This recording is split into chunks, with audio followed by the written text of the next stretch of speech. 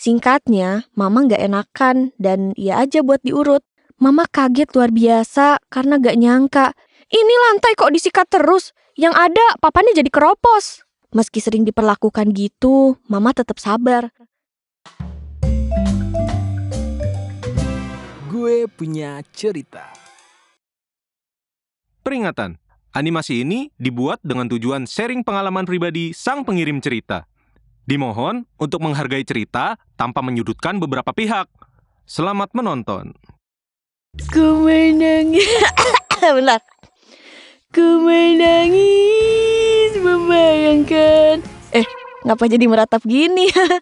Hai, kenalin, gue Arin. Kali ini gue bakal ceritain pengalaman mama gue yang kelihatan sabar, gak pernah nunjukin lelahnya. Tapi ternyata di balik itu semua ada kisah pahit yang bikin gue sadar. Jadi orang kuat tuh ujiannya banyak, tapi banyak pelajaran yang bisa diambil. Hidup tuh gak jauh-jauh dari ujian yang dicari atau bahkan datang sendiri. Kadang banyak plot twistnya, dan sakit banget dah kalau diinget-inget. Oh iya, gue jabarin latar belakang keluarga gue dulu ya. Jadi, mama gue nikah sama bapak yang notabene anak bungsu. Otomatis nih, kalau anak bungsu biasanya tinggal bareng ortunya. Nah, mama gue yang penurut ini tanpa babi ibu langsung ikut bapak tinggal sama ibunya alias nenek gue. Oh iya, FYI, bapak gue ini udah white team sejak umur 8 tahun ya. Dari situlah drama dimulai.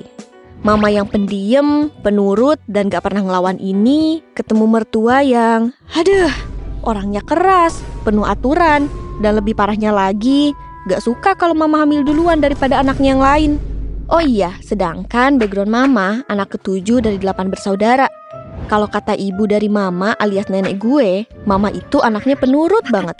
Gak pernah ngelawan, apalagi sampai ngebentak nenek atau kakek. Pokoknya tipe anak baik-baik yang kalau disuruh langsung iya tanpa protes. Nah, biar gak bingung, kita sebut aja ibu dari mama itu Eyangti dan ibu dari bapak itu Nek Yah. Nah, suatu hari setelah menikah, mama tiba-tiba sakit perut. Saat itu mama lagi di rumah Nek Yah. Sebelum sakit itu, Eyangti baru aja pulang abis nengokin mama di rumah Nek Yah. Jadi, pas mama mulai sakit, yang ngurus mama cuma bapak. Mama gak enak kalau harus nyuruh Eyangti balik lagi. Makin lama, sakit perut mama gak hilang-hilang. Tiba-tiba Nek Yah nawarin buat mijetin perut mama. Singkatnya, mama gak enakan dan ya aja buat diurut.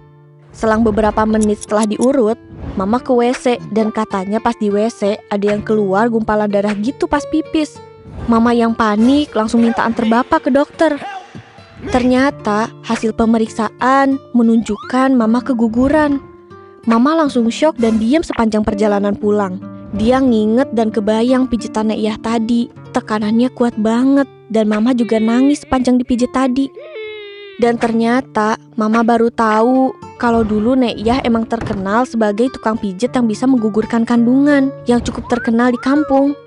Mama kaget luar biasa karena gak nyangka kalau sakit perut itu ternyata karena lagi hamil anak pertamanya. Mama cuma bisa pasrah aja. Mama harus pasrah kehilangan calon anak pertamanya. Bahkan sampai sekarang, mama gak tahu pasti kenapa Nek Yah ngelakuin itu. Yang mama inget, sejak awal menikah, Nek Yah pernah bilang, "Jangan hamil dulu." Alasannya karena gaji bapak masih kecil, gak cukup kalau dibagi lagi buat anak katanya. Dan usut punya usut, ternyata ada anaknya Nek Yah yang kelima belum dikaruniai anak. Jadi kayak siapapun gak boleh melangkahi dan lebih bahagia gitu deh. Dan memang dari awal Nek Yah gak begitu suka sama mama. Tapi bener-bener gak habis pikir kenapa bisa setega itu. Padahal kan turunannya sendiri. Hebatnya mama, dia gak pernah mau bikin bapak ribut sama ibunya sendiri. Semua sakit hati itu ditahan sendirian. Penderitaan mama juga gak sampai di situ. Bahkan hal kecil aja bisa jadi omelan dan serba salah di mata mertuanya itu. Misalnya nih, kalau lagi ngepel suka ditegur, "Ini lantai dipel terus, gak pernah tuh disikat, coba sekali-kali disikat." Akhirnya mama nurut, lantai pun disikat. Pas disikat malah kena omel lagi. "Ini lantai kok disikat terus, yang ada papannya jadi keropos." FYI, di sini itu rumahnya lantainya papan kayu gitu. Seakan Nek Yah ini punya mata yang gak pernah puas buat menilai. Gak cuma itu aja, dari cara mamah masak, ngurus rumah, bahkan sekedar cara naruh sendal aja, selalu ada aja yang salah di mata Neiyah. Ya ampun, gue yang denger ceritanya sesek banget. Mama emang kuat luar biasa. Meski sering diperlakukan gitu, Mama tetap sabar. Setiap hari Mama selalu berdoa, semoga Neiyah dibukakan pintu hatinya. Mama itu tipe orang yang gak pernah berantem sama orang tua. Tapi Neiyah sering ribut. Sampai Eyangti, ibunya sendiri, kaget lihat Mama ngelawan ke mertuanya itu. Mama cuma bilang itu karena udah capek banget ngadepinnya.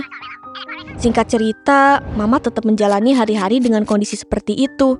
Sampai akhirnya Neiyah sakit. Sakitnya cukup parah sampai harus dioperasi 3 kali. Dan yang ngurus siapa coba? Mama sama bapak. Kalau kalian bertanya-tanya, kemana anak-anak yang lainnya? Itu cerita panjang. Yang jelas di saat Neiyah sakit, Mama tetap ngurusin beliau walaupun dipandang sebelah mata. Dan dibilang gak ngurus mertua sama saudara-saudara bapak. Makin lama kondisi Neiyah makin parah. Sampai akhirnya dokter bilang waktunya udah gak lama lagi. Tapi Tuhan kasih pembuktian elegan. Di detik-detik terakhirnya, di depan orang-orang yang ngejudge Mama, dengan tubuh lemah sambil tertatih, Neiyah justru nyari Mama dan minta maaf.